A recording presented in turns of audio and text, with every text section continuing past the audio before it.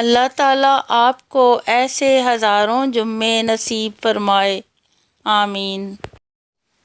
جب تم کسی میں کوئی عیب دیکھو تو اسے اپنے اندر تلاش کرو، اگر اسے اپنے اندر پاؤ تو اسے نکال دو، یہ حقیقی تبلیغ ہے۔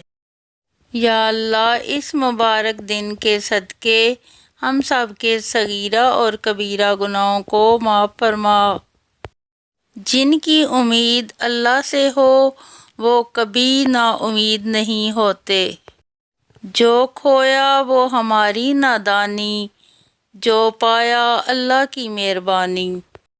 یا اللہ، جو بیمار ہیں ان کو شفائے کاملہ عطا فرما، اور جو پریشان ہیں ان کی پریشانیوں کو دور کر دے۔ اگر تم اللہ کے ہاں اپنی حیثیت جاننا چاہتے ہو تو یہ دیکھ کہ اللہ نے تمہیں کس کام میں لگا رکھا ہے۔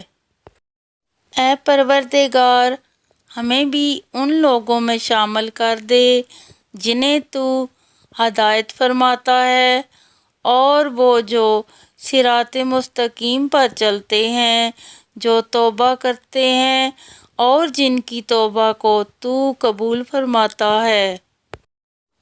قبروں میں ایسے لاتعداد لوگ دفن ہیں جنہوں نے کل سے نماز شروع کرنی تھی۔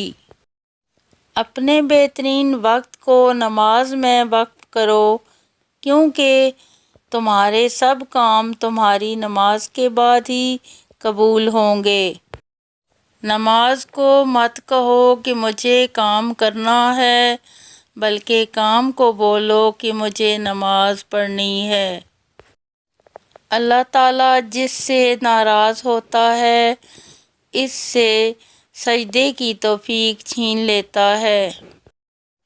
کبھی کبھی اذان مجھے ایسے بلاتی ہے جیسے بگڑے ہوئے بچے کو ماں بلاتی ہے۔ تہجد کے وقت اگر آنکھ کھلے تو سمجھ لو کہ بلاوا آسمان سے آیا ہے۔